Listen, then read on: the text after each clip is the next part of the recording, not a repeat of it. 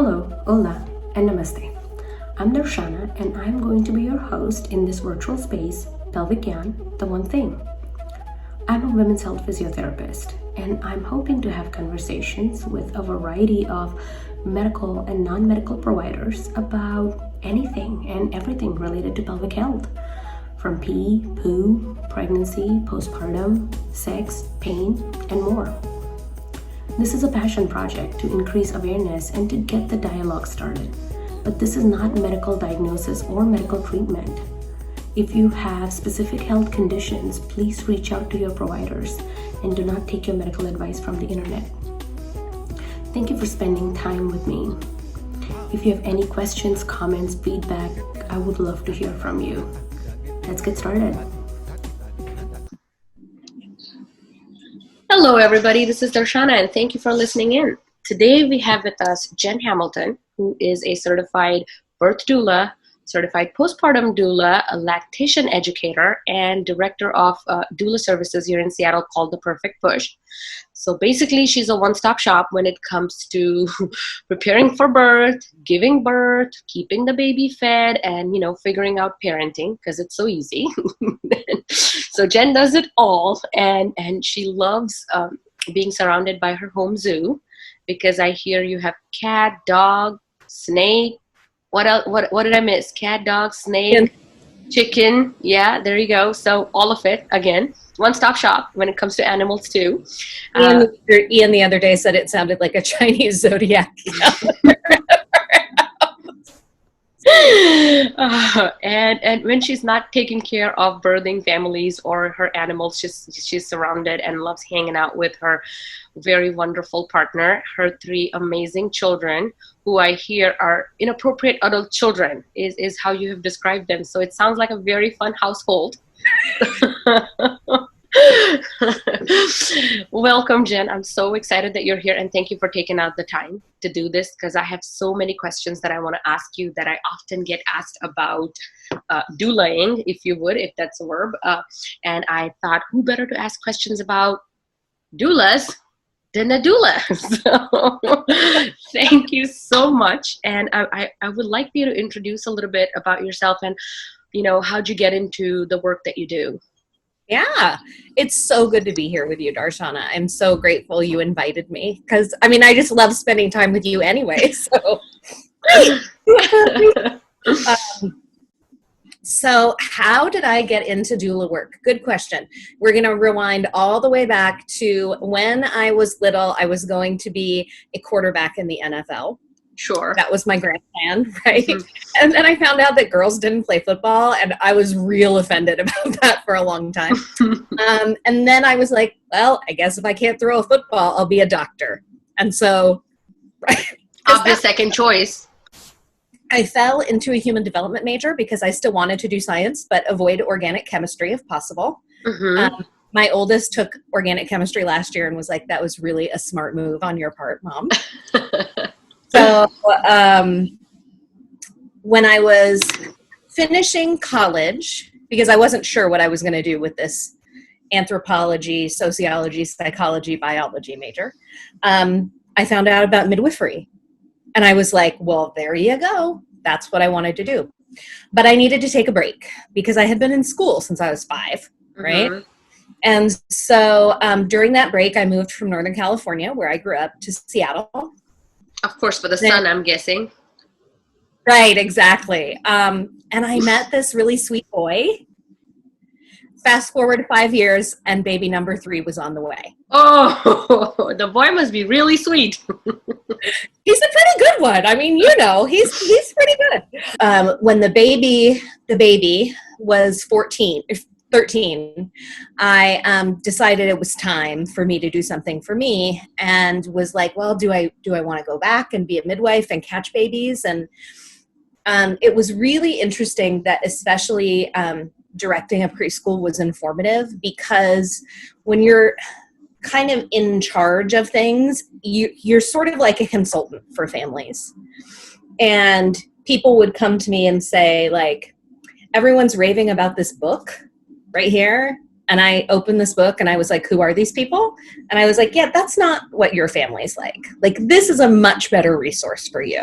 Mm-hmm. And I was like, oh, so that's what a doula does, only for people who are having a baby.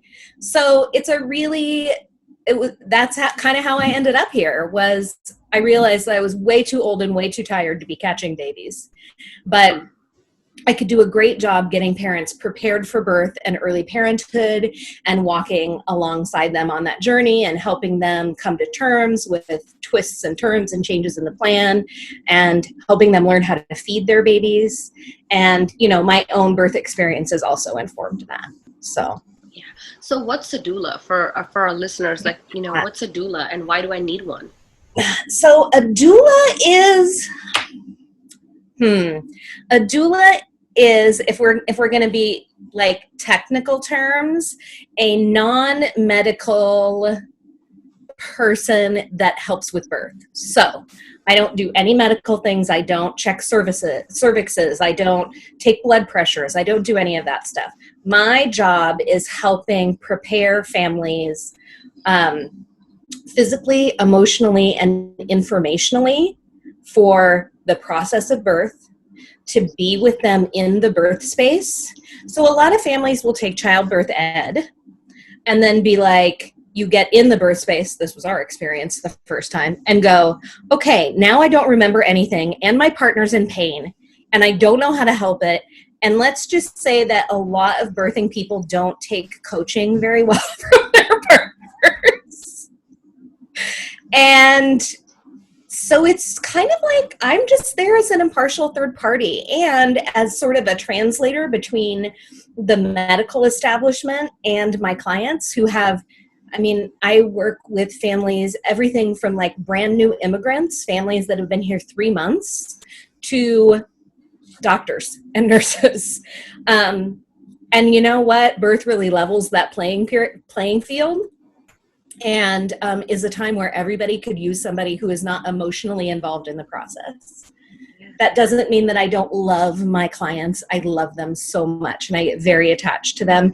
And I get to keep a level head about things because I'm not the one having a baby. Yeah. I've seen hundreds of births. Yeah, and that's huge because a lot of times people feel that support can come from somebody that is my family, like, my mother, my best friend, my partner, my whoever. And yes, it can. That's a different level of support. That's a different level of emotional support that you get. Certainly there is value in it, but it's also a different support when somebody is not emotionally invested in you because they can see the objective side of things. They can translate things for you because I remember being in labor and a nurse asking me if I wanted water. And for a minute, I was like, what? She just, what? I'm like, yeah.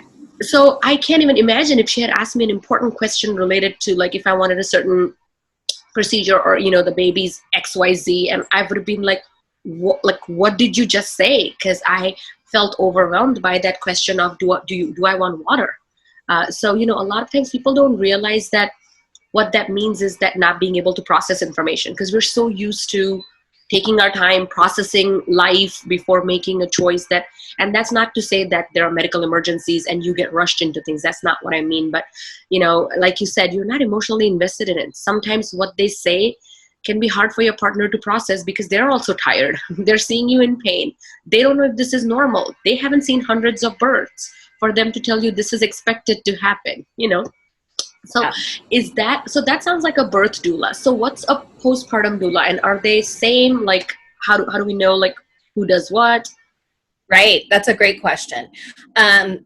Just to backtrack for 1 second, I love when I talk to partners, especially partners who are a little nervous about having a doula, this is it. The partner is an expert on the birthing person. I am an expert on what is normal when having a baby. Yes. Together, we are the dream team. That's right.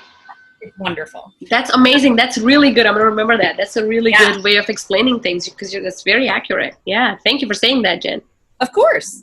As far as postpartum, most birth doulas will have a couple check-in visits postpartum, right? We want to make sure that the family is coping. We're not just like, great, baby's here, peace out, right? Our job after baby arrives is to check in and make sure that you're on the right path, that you are connected with the resources you need, whether you're having a perinatal. I don't know if you can hear it, sirens. I can. Remember, we just talked about it. A fire engine is going to pass by and interrupt our podcast. So, yes. So, providing resources for things like pelvic floor physical therapy and resources for baby if baby needs extra feeding help, and resources around perinatal mood and anxiety disorders. So postpartum depression, postpartum anxiety, those sorts of things. But typically for birth doulas, we have a couple visits and then we're done. A postpartum doula is actually there to be, when I work with families as a postpartum doula, my goal is to work myself out of a job, to spend 3 months getting this family up to speed on everything they need. And it looks very different for every family. Some families, I am in there wearing a baby, cutting up veggies for dinner. Some families, I'm holding the baby while the baby sleeps because that's how baby sleeps.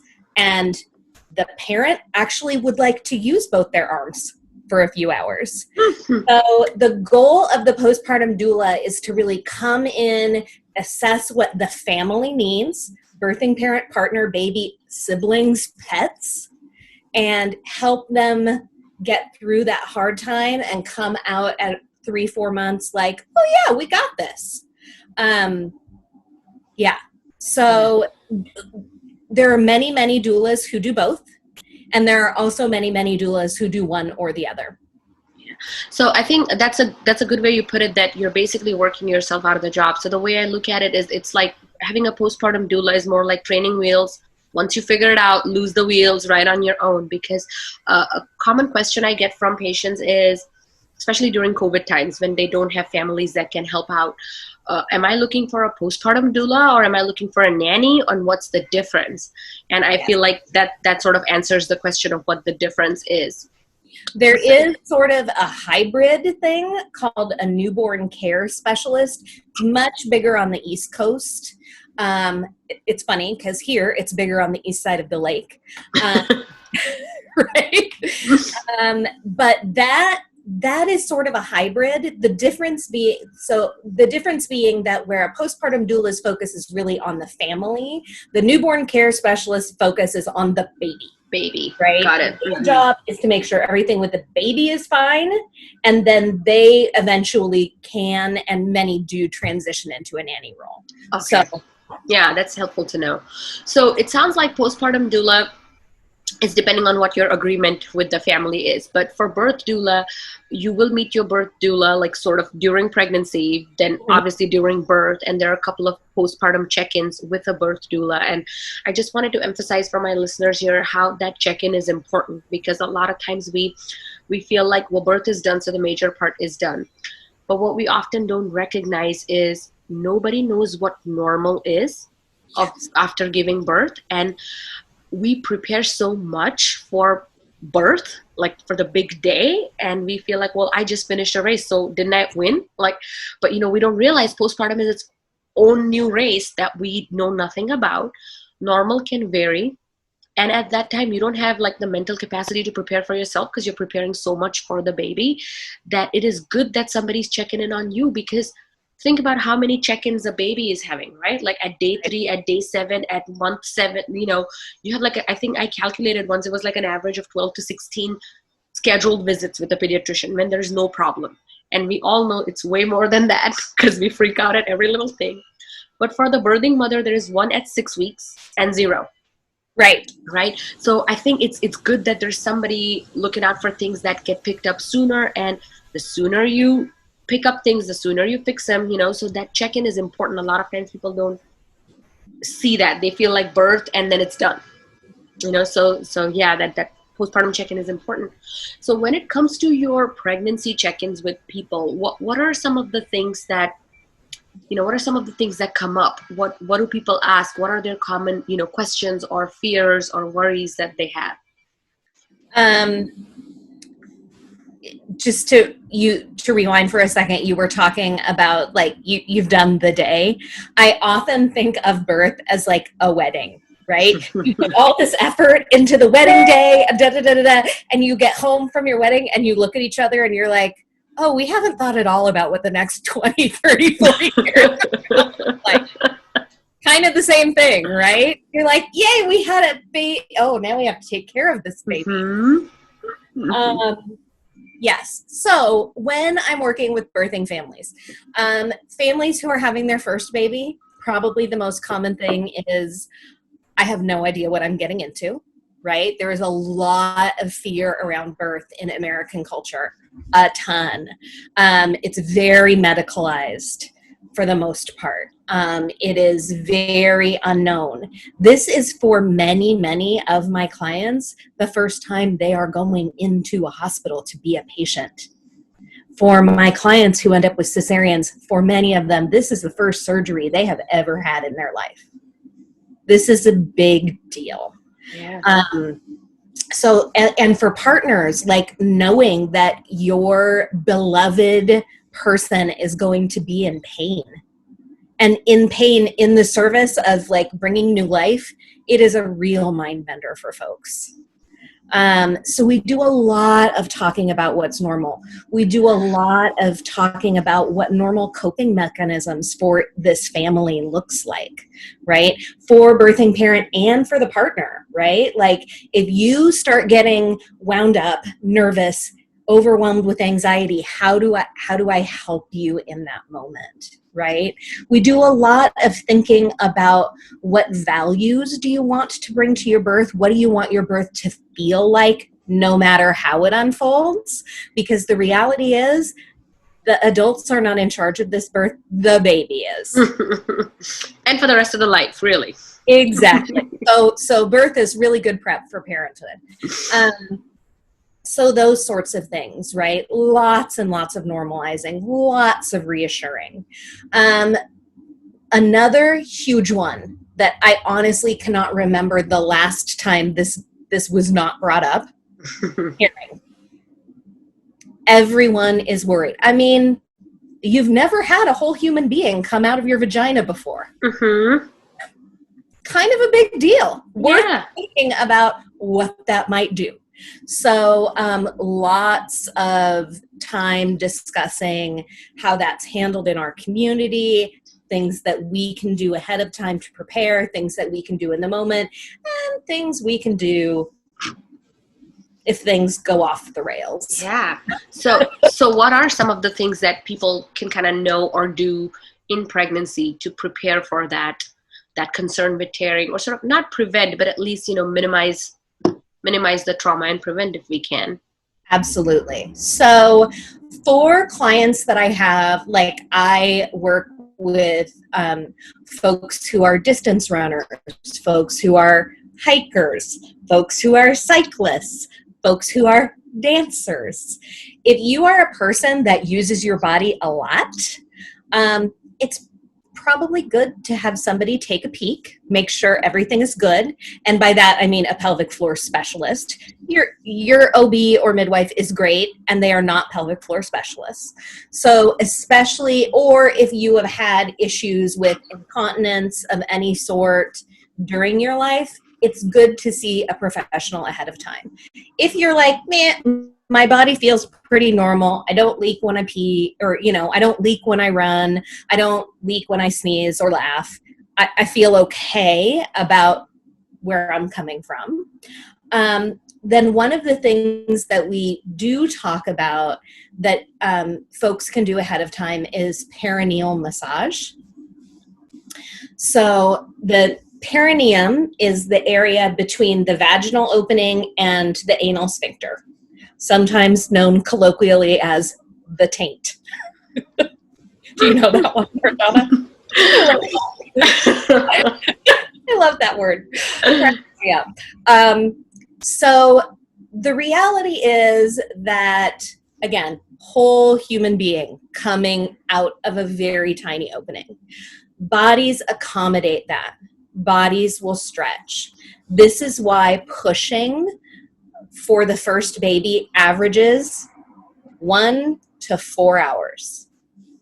And that's because this first baby has a lot of road paving to do, right? They do all the work for any subsequent siblings in helping stretch out the tissues. So a lot of what we do when we talk about pushing is helping families understand that this is a long process, that baby is helping as well, that there is a dance, right? We push with a contraction, baby advances forward. In between contractions, baby slides back. And it's this very slow dance toward the opening, okay? Mm-hmm. But I mentioned perineal massage. So what is that? What does that mean? I think when my oldest is about to turn 21, which I absolutely do not understand how that is possible because she was a baby like last week.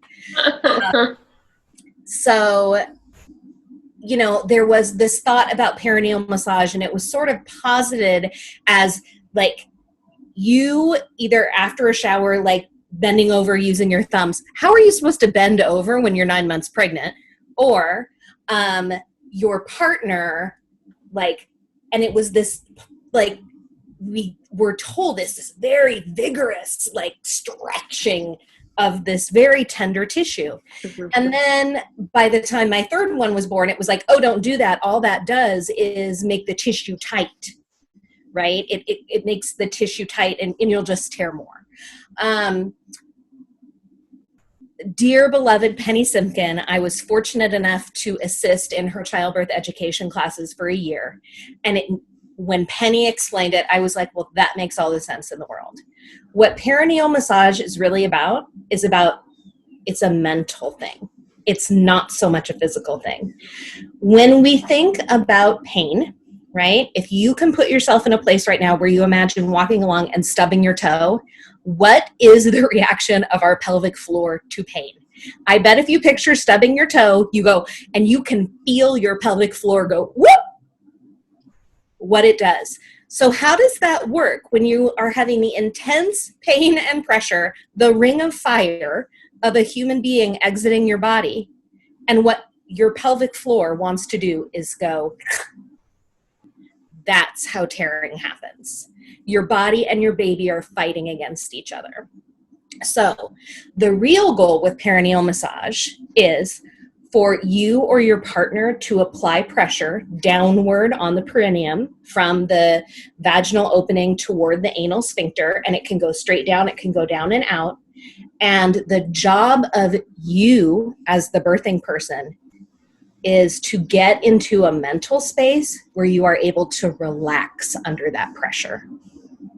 Right? Mm-hmm. So I will often talk to, even in the birth space with clients who have worked on this, about imagine blooming like a flower. You're blooming like a flower. You are open. You are relaxed. It helps. And it also helps to know what is normal. And honestly, in our culture, a 2nd-degree tear for a first birth is pretty normal. Yeah, we see that very prevalent. And I think that's a great point of why you're doing the perineal massage, because it may takeaways here are, remember that the body is capable of doing amazing things during labor because hormone, right? Things that your muscles get. So I want to get this message that don't be afraid of, big thing coming out of tiny openings, because that tiny opening at that time is under the influence of very powerful hormones or drugs or both, right? Which help you do that. So there is one. And second, the goal of perineal massage is not to stretch, but is to kind of figure out how you respond to stretch. So thank you for saying that, because a lot of times people go for the stretch and then just the thought of stretching something that big is just like, so that's not really the point, so you get what you put out of it. If you're doing it for figuring out what your coping skills are, perineal massage is going to work for you. If you're going for like preventing a tear, that's why research shows it is 50% effective. That's because it depends on, your connective tissue, the head of the baby, the way their head came out. Some babies come out like that, so what amount of perineal massage is not going to prepare us for that. So thank you. So that sort of sounds like preparation that you can do going into birth. Now in birth, like during delivery, are there certain things that are considered like standard practice, or certain things that, you know, providers do that families should be aware of that help kind of minimize the damage, if you will? Yes, for sure. So there are certainly things you can ask for.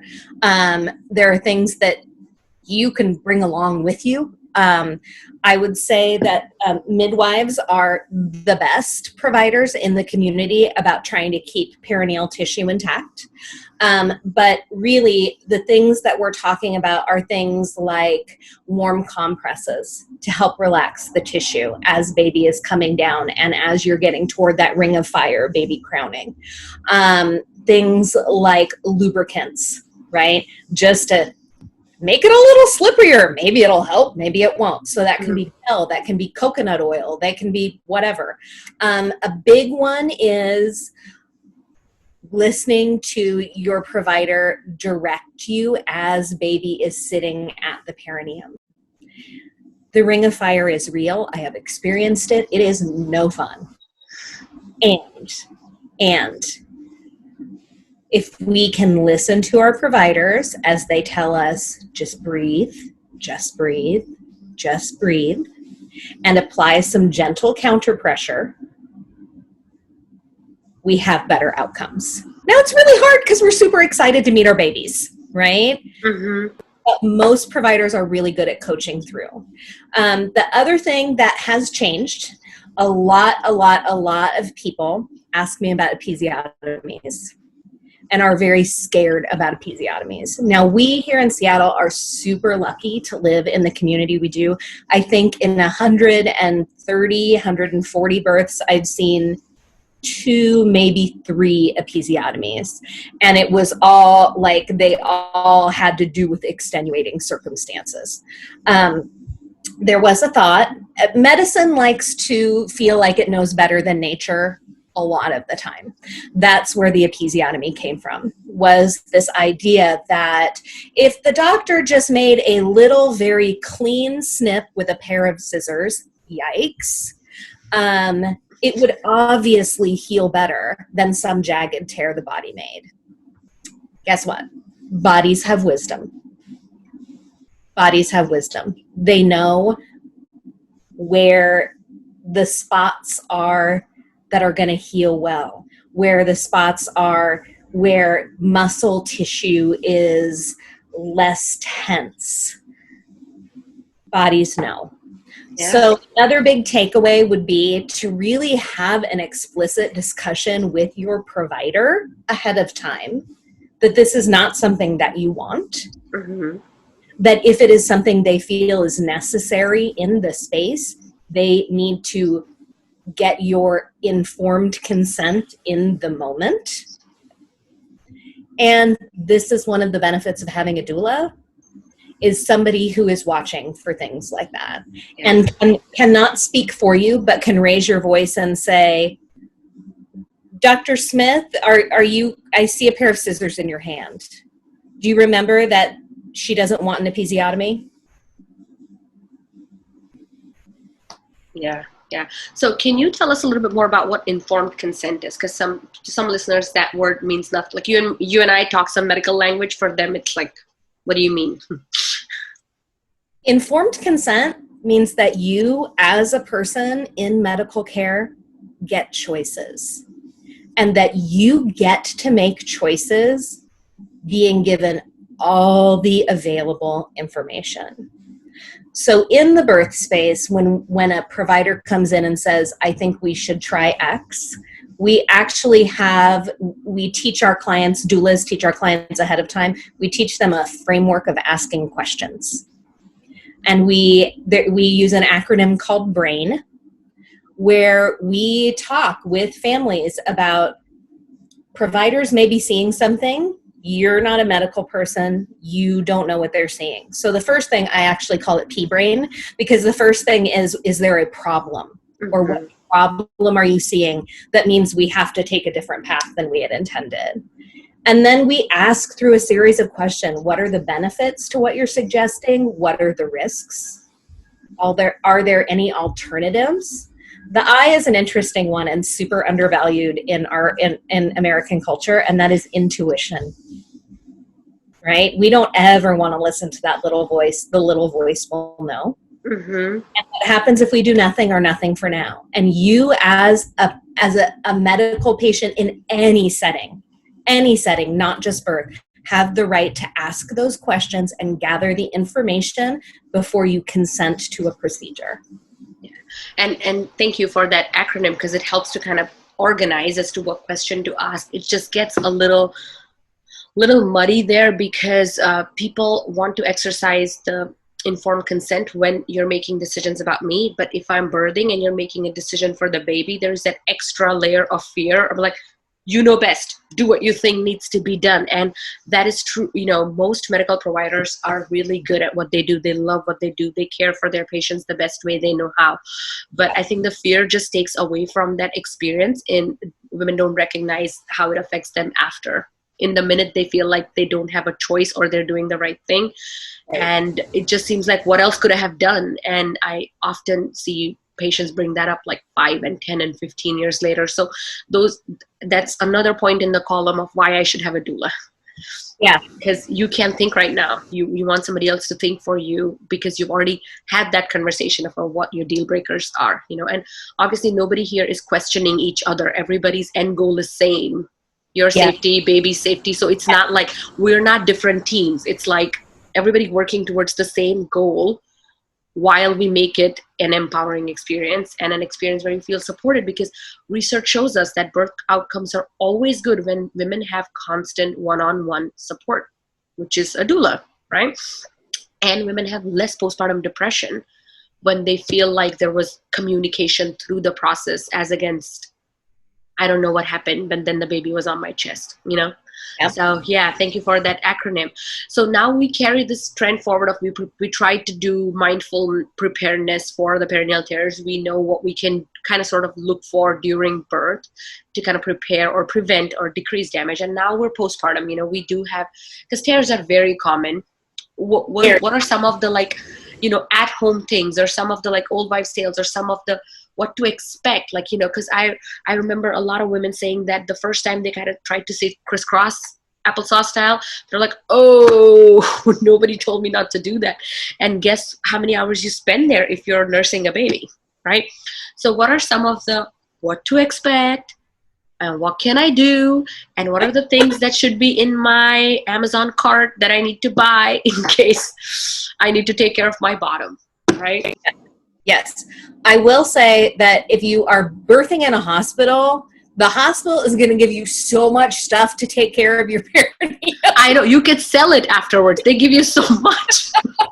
You are going to come home with Tux pads and Dibucane ointment, which is a numbing cream, and maybe Dermaplast, which is a numbing spray. And you're going to have a peri bottle, which is, we don't want to be wiping. No scratchy toilet paper on a tender area.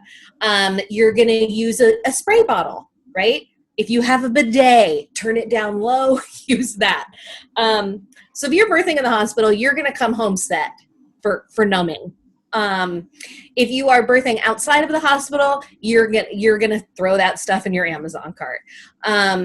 One of my favorite things that often, I don't know why this gets left out, but my goodness, it saved me with my oldest baby, were sitz baths. And a sitz bath, often we think it's like a device that sits in the toilet and it does it. No, a sitz bath is just a warm water bath. You can do it in your bathtub. I had my oldest baby was a midsummer baby.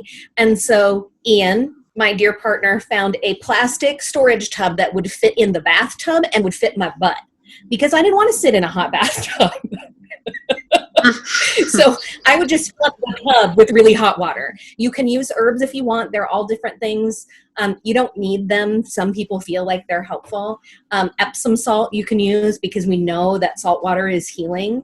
But really it is just soaking your undercarriage in some nice hot water for 20 minutes a day to help really promote that healing, that can be fantastic.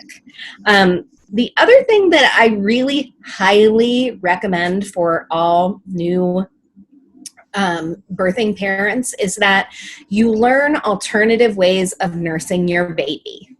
We, again, in American culture, nursing is this very parent-driven, top-down, parent knows best, parent is the boss sort of thing. If you actually look at things like UNICEF and the World Health Organization and Global Breastfeeding Initiative, what we see is that in cultures where it is acknowledged that babies are born with innate wisdom, we are making this way harder than it needs to be. So there is a movement called natural breastfeeding. There's this website called naturalbreastfeeding.com that really shows families how to get out of the way of their tiny scientist and let this baby experiment with what they need to do to nurse from parent's body. So I bring this up because the whole mode of that is, rather than sitting upright and putting all kinds of pressure on your perineum, what that natural or laid back or biologic method advocates for is really a very reclined posture. And in those early days when you are trying to heal a tear and or have stitches and or you may be sitting on a donut, right? Yeah. Really, the more time I can get you to not put pressure on it, on the perineum, the better healing is going to go. And you just have to take time. You know, we have this idea that we should just bounce right back after having a baby. Often, and I just dislike the word bouncing back. Like, it's not a trampoline. Like, we don't bounce back. It's never going to be the same. It's getting to your new normal, and that takes time. It took 9 months, 10 months for you to get to where you had a baby. Why do we expect that in 10 days we're supposed to be all stitched back up and ready to face the world? Yeah. I mean, we need to take time and give ourselves grace and allow ourselves to rest. And that's hard. I feel like there is a lot of different factors now there than there were a decade ago, even, of social media pressure, social pressure, or just showing up to the next barbecue in 2 weeks. And I feel like sometimes that internalized pressure can make decisions that are hard for our body and for our mind both. A little interesting factor is like what I hear you say a lot of like heat for the perineum. And do you ever find yourself recommending icing? Yes. And I say it really depends on the person. You will find what feels good to you. Mm-hmm. Many people alternate. What is most typical is actually after you birth, you are going to, and after your provider has looked and given stitches, if those need to happen, you will most likely, especially if you're in the hospital, be given an ice pack. Many people find ice in the first 24 hours really helpful. Some people love ice, and that's what they go for. So it's kind of that difference, as I think if those of us who are injury prone, right? it's that balance of heat and ice, right? The heat to welcome the blood in to circulate and help heal, and the ice for swelling. Okay. So many folks kind of go back and forth, and that's great. Find what works for you. Yeah. So I know that it varies and it's a spectrum for everybody in terms of, when you resume sort of like a better position where you can sit on your bottom without hurting. But do you tend to see a trend of like, usually in 4 days, you should be able to do that? Or, I just want listeners to kind of know like, hey, it's day 10 and I still can't sit on my bottom and watch like one episode that is 30 minutes long while I'm nursing the baby. It's not, because a lot of people don't know what's normal. Is this what's supposed to happen? Or is this the time for me to call my doctor? So, do you have any wisdom on that? That's a great question. So certainly, like we said, a 2nd degree tear is the most typical. So there are these really great diagrams online about what degrees of tearing are that are with Play-Doh. Have you seen these before? Yeah. And so, 1st degree is just skin. 2nd degree is skin and a little bit of muscle. When we're looking to a 3rd or 4th degree tear, this is major, major healing that is going to happen. Major healing.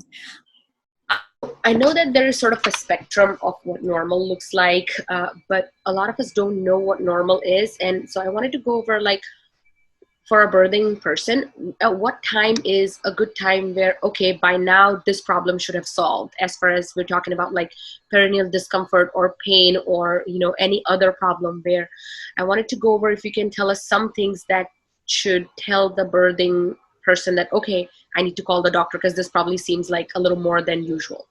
Yeah. So certainly, we want to really focus as much as we can on good nutrition and hydration, right? That's going to help a lot.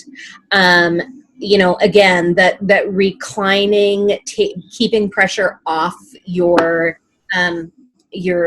perineum, your bottom, as much as you can, at least at the beginning, is going to be helpful.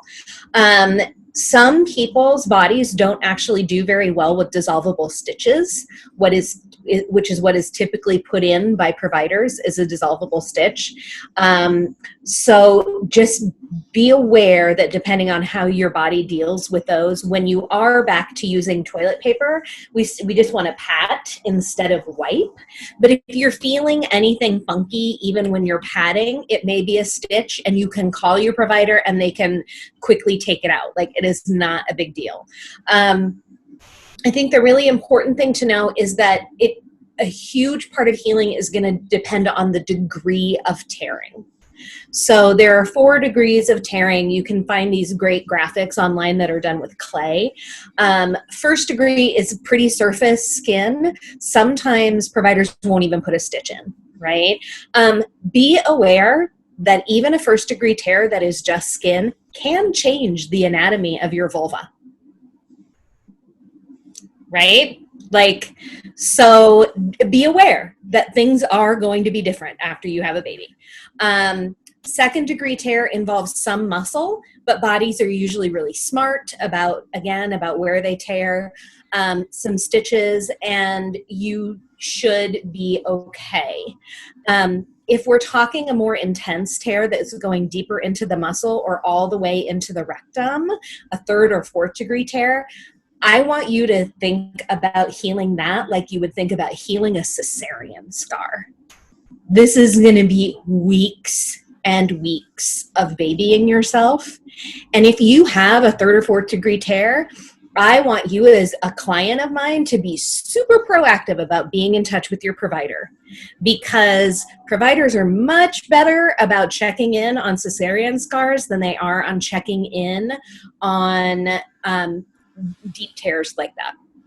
So are you talking about checking in like before the 6-week mark, or are we talking about, So at what point, like within the 1st week, or are we talking about 3 weeks into it? Yeah. And again, I think it depends on the tear, and I think it depends on how you usually heal injuries, right? Mm-hmm. People are slow injury healers. Expect that this will not be different. Some people are pretty quick healers. This is where that intuition, that little voice also comes in. If you don't feel right, if you just feel like something is not right, call your provider and don't hesitate to be persistent. It's okay to be persistent. It's okay to call every day. It hurts. It's not getting better. I can't walk up or down the stairs. I had a client with a 4th degree tear a couple years ago who could not use stairs for 3 weeks. Oh, wow. Yeah. Right? It's gonna take time, and it is okay to use the resource of calling your provider.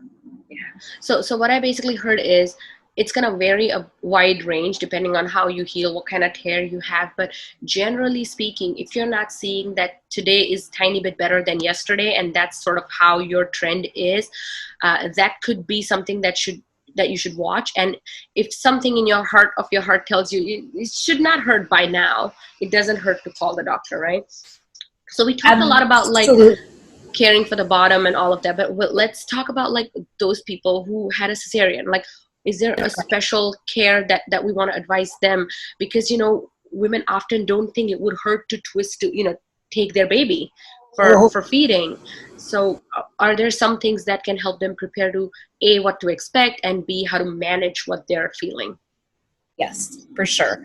You know, and having been on both ends of that spectrum with my kiddos, having been through a vaginal birth and a cesarean birth, you know, people are sometimes like, oh, it's much easier to heal after a genital birth, or it's much easier to heal after a cesarean birth.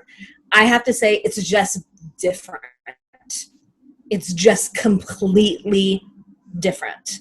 You know, with my baby that was a genital birth, it was much more of like reclining because it didn't feel great to sit up because everything was sore.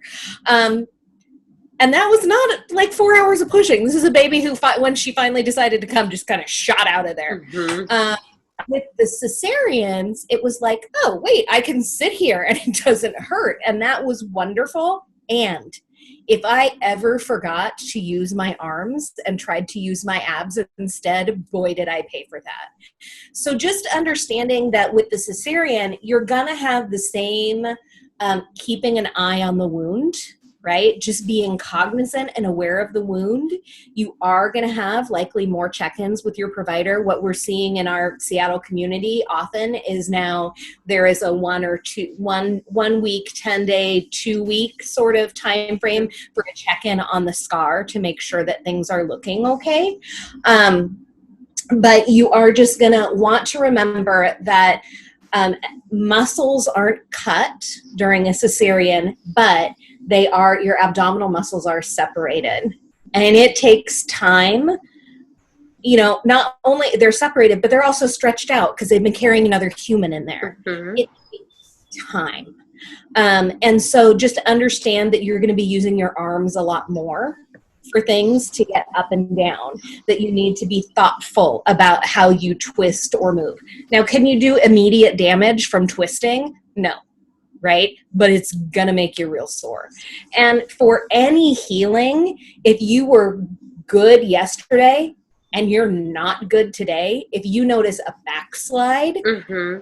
and real thinking about that. Did you take an extra long walk yesterday? Did you whatever? Be very cognizant if there is a backslide in healing. Yeah, that's a good point. You always need to be making forward movement, even if it's slow. It just needs to go in the right direction is what's important. So I think we are coming to the end of all the questions I had, except for the main one that I forgot to ask you is, we talked about what's a doula, why we need it, and all of that, but I wanted to like provide some local resources and help families understand how to pick a doula. Like, you know, what questions to ask, what are you looking, how do you know this is a good fit, or, you know, what can you ask, what should you ask, and where to find. And, you know, there are a lot of listeners that are going to be local in Seattle. So if there are any like local resources for those folks. Yes, exactly. Honestly, the thing that I talk with clients about all the time is that this is a weirdly intimate job. And you could choose somebody like me with tons of experience and pay a lot of money to work with me. But if there's not a level of trust and connection, right? If I am not somebody you want in your space for 24 hours, you're not going to have a good experience. So again, this goes back to that intuition and trusting your gut. Interview people that catch your eye from wide ranges of the spectrum. I had people hire me when I was a brand new doula, and actually one of those clients just had a baby the other week, and to get to go through that with them again was so beautiful. But they took a chance on me when I was brand new, and that might be the right fit for you, right? Rather than somebody with a ton of experience. And somebody with a ton of experience might be the right person. So, just know that there really is a doula for every family out there. How do you find them? We are super lucky here in Seattle to have a local doula certifying organization called PALS. And you can find us online, PALSDoulas.org. And we have a listing of our certified doulas there. Take a peek, poke around. Another great resource that just happens to be local, but actually is applicable to doulas, at least all over the nation. I don't know, maybe Kim's even gone all over the world, is doulamatch.com. Yes. And that's a great resource where you can plug in your due date, whether you are looking for a birth or postpartum doula, and it will pop up a whole array of lovely human beings who want to help you through this process. As far as interviewing and what you should look for, my big takeaway, honestly, is I don't want a doula with an agenda. There are lots of people who get into birth work because they believe birth should happen a certain way, or they have birth trauma of their own that they're trying to heal, or they have something to prove about birth. And I find that folks who work with doulas that have that sort of lens are probably not going to have a great experience. That's one of the things when I go to talk to doulas in training about. There's almost in every class, there's almost one, at least one in every class that is like, well, I think that birth should be out of the hospital and da-da-da-da. And it's like, well, that's great. But then what happens when something goes sideways and your client needs to transfer? Do you abandon them? So for me, when I am working with a family, when I am walking into a family's home, into their space, their desires, that's the pinnacle, right? That's the top of the mountain. That is what I am there in service of, right? It's not about me. It's not about what I want out of this. I want this family to have the best experience they can have. This is not ego for me. So again, trust your gut. I know, that's powerful, because that's more like, you need to feel a connection. You need to feel, because in some ways, birth is just a day in your life. And in so many ways, it's like one of the most changing. You're a different person after that. So it's important who you share that day with, because you're going to remember it for years to come. The smallest act of action, or the smallest kindness, or the smallest negative feeling can stay with you for a while. So it's important to pick the right one. And as you said, in Seattle, we're very lucky. Somebody, I think it was one of the doula meetings, somewhere somebody said that you can't throw a rock without hitting a doula in Seattle. It seems to be true. Because when I used to live and work in New York, it was much harder to find doulas. Yeah. So we're lucky that way here.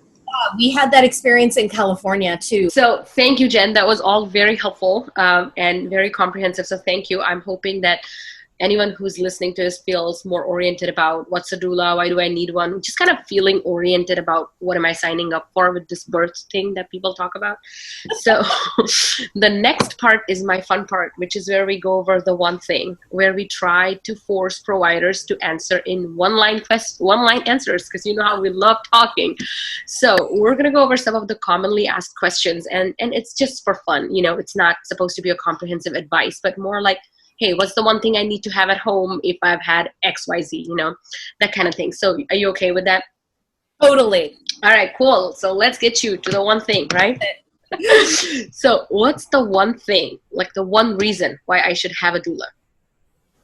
Oh my gosh. The one reason you should have a doula, because honestly, it frees your partner up to support you in the way you need their support. Yes. Your partner doesn't have to be in charge of coaching you. Your partner can just be your emotional support person. And if emotions are terrifying for your partner, then great. You have someone to do emotional support, and your partner can press on your back where I tell them to. Mm-hmm. Right? It's the two of you up to be in the birth space how you two need to be in the birth space without an extra burden. Yeah, great. What is the one thing that you would tell why I should have a doula to second-time second time birthing people, because they sometimes feel like, I've done this before. So what's the one reason why a second time parent should have a doula? Well, number one, if they did it without a doula the first time, they already know. For me in particular, with my background in early childhood development, a lot of what I do, and actually one of the things I love most in this world, is sibling prep. Right? Sibling prep is real. 1 year in my preschool class, which was 2-year-olds, I had 6 of the kids become older siblings in the same month. Oh, that's my daughter's class right now. Everybody's having siblings, so I feel like it comes in phases. Yep. And there's just a lot of processing, right? You as a parent need to navigate that. Your older kiddo needs to navigate that. So find somebody who does sibling prep or loves sibling prep for a doula for your second time around. What's the one thing I should do that's going to help me prepare for birth? One thing. Oh, geez. One thing. I know. Okay, because I've said it about a billion times. So I guess the one thing is we get told in this culture all the time that that little voice inside doesn't matter. And we should use our head, and our intuition is dumb, and our emotional intelligence doesn't matter. That's the one thing you do. You find that Listen little voice. to yourself. Yeah. Yeah. What's the one thing partners should do to help, during the process of birth or preparing for birth? Partners need to figure out what they need. Partners need to figure out how that they can take care of themselves in the birth space. Because if you as a partner are starving and exhausted and tapped out, you're not helping anybody. You are adding stress. So many of my birthing people will say, like, I'm fine, you're here for this one. Because they don't do a good job taking care of themselves. Yeah. What's the one thing your partner take care of yourself. Take care of yourself so I don't have to, right? Exactly. What's the one thing that you want people to have at home because they're going to need it postpartum? The one thing, nail care for your baby. I did not, I had 5 guesses in mind. That was not one of them. So you got me there. But yes. Babies are bored. Like, what do they have to do in there? Grow fingernails. Fingernails that are 8 miles long and sharp as the dickens. You are going to be an amateur manicurist. So get 7 million supplies, files, scissors, clippers, all the things, because you're going to be nail care as your new favorite pastime. This is like my favorite answer. One thing I need to have, nail clippers for the baby, but it's very right. And you got me. That wasn't on my 5 things that I thought you were going to say. Right? What's the one thing you want the village to know? Because, we all know that it takes a village to raise a baby. And, luckily most people have family, friends. Right now that village is a little bit far given the pandemic, but people want to help. And when it's non-pandemic times, people think, let me hold a newborn, and that's the help. That's sometimes not what the mother or father need. So what's the one thing you think postpartum families really find helpful? Oh, non-judgmental support. That's what we do as doulas, right?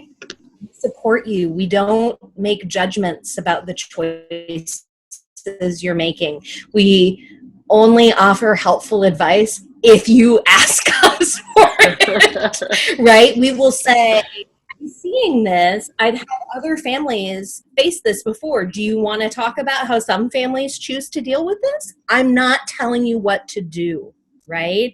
I am reassuring you that you're doing a great job, that you kept this baby alive today, gold star. I know. Right? I know.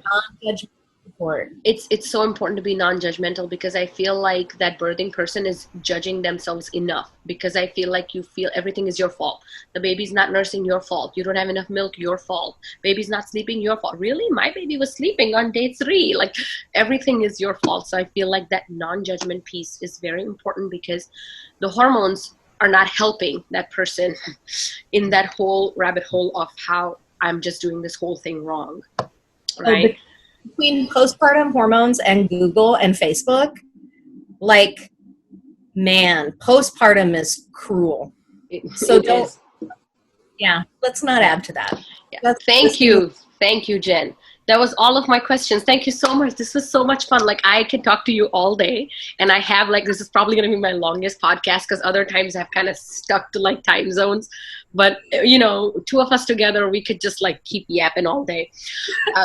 I really want to thank you for taking the time. I also want to thank you for all the amazing work that you do, because, you know, those of you who are not local, Jen is really passionate about raising voices whenever they need to be raised. And I think that effort inspires others, that effort gives others strength in the birthing community and just in general in community.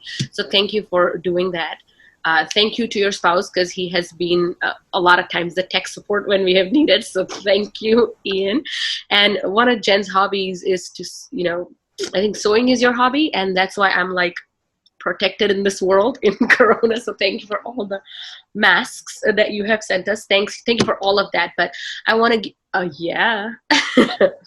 I want to give you the next couple of minutes to kind of talk about people who are local or want to connect with you or want to get more resources from you or want to potentially hire you. Where can they find you? What is the best way to reach you? And what are the kind of things that they should reach you for? Right. Great. Great questions. So, special passions of mine. I have worked as a doula with Open Arms Perinatal Services for the last 3.5 years. We serve families that are solely families that are living in poverty. So if you are somebody who's like on Medicaid but really needs a doula, or you know someone like that, please have them reach out to Open Arms. It's a wonderful organization. Doulas from all different communities serving the community. Connect with PALS if you're looking for a doula. You can find me at either my website, We Welcome Doula, or at The Perfect Push, which I run doula services for Rucosa, who is an IBCLC and an amazing human being. I love mentoring new doulas. Part of my passion project with the doula program at The Perfect Push is this amazing apprentice program that is on hold because of COVID. But just know that my passion and really my lens is inclusivity and using my unearned white privilege, like, to try and help other communities. I identify as queer. I have a trans non-binary kid.